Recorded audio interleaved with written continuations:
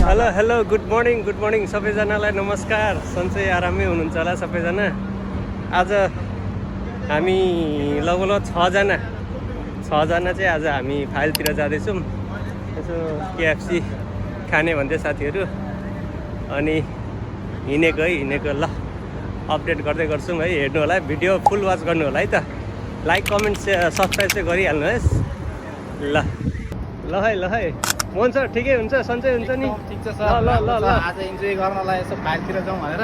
जानुपर्छ ल। हाम्रो साथीहरू पनि पुरा आज एक्साइटेड भएर सबैजना फाइलतिर।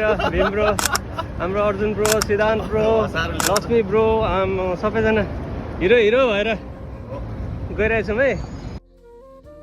गर्मी मौसम छ।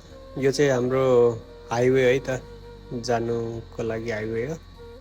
अब हामी जाँदैछौँ र हाम्रा साथीहरू पनि पछाडिबाट आउँदैछन्। म अगाडि बढ्दैछु र हाम्रो मोहन सर अगाडि जाँदै हुनुहुन्छ। आकाशे पुल भन्छ हाम्रो नेपालतिर है।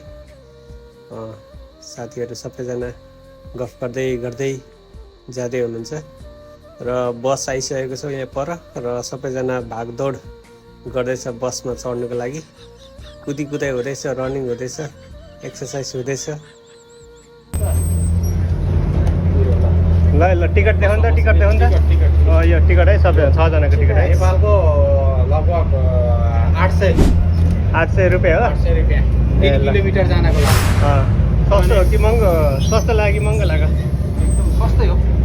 ट्याक्सी हेरिकन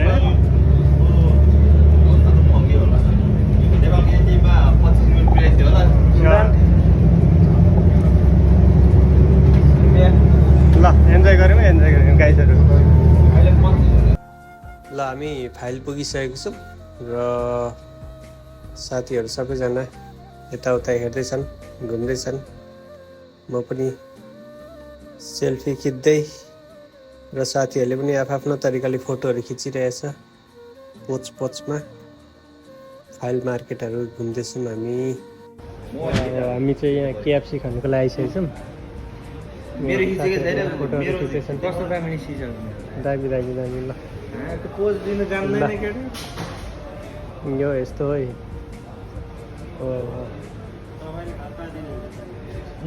आज यो पनि कस्तो दामी देखिन्छ ल। ल हाम्रो अब आइसकेको छ।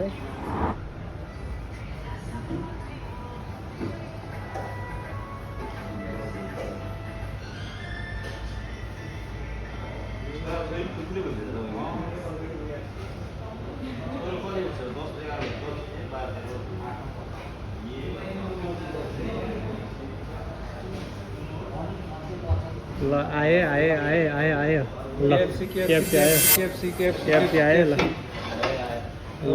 केएफसी ल्यायो। 1 रुपियाँ गोटा। 1 केटी यति बस्छौँ। केटीको पिस यतै बस्नु। आइस मागेको दिन्छ किन आइस होइन आइस यसमा हाल्ने मिक्स गर्नु। मलाई त नर्मल दिनु तपाईँहरू।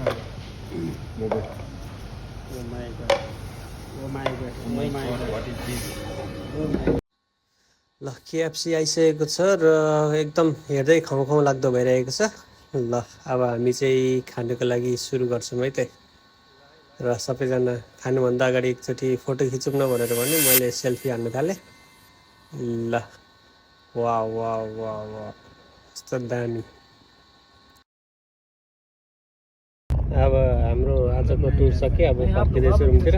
कस्तो लाग्यो मोहन सर? एकदम रमाइलो भयो होइन? एकदम इन्जोय भयो, रमाइलो भयो होइन।